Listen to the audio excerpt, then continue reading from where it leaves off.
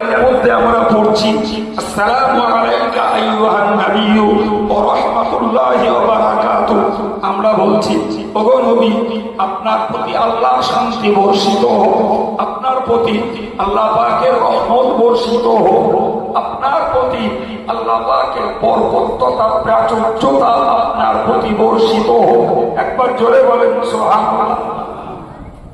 প্রত্যেকটা নামাজি যতবার নামাজে বৈঠক করছে ততবার ওই নবীকে সালাম দিচ্ছে।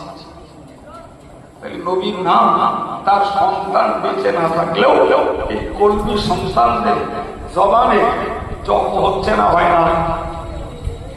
হচ্ছে। তাই নবীর নাম মুছে যায়নি, মুছে যায়নি। রাসূলের পুত্র সন্তান নেই, এটা ভিন্ন জিনিস, কিন্তু নবীর নাম জপ করা, জপ করা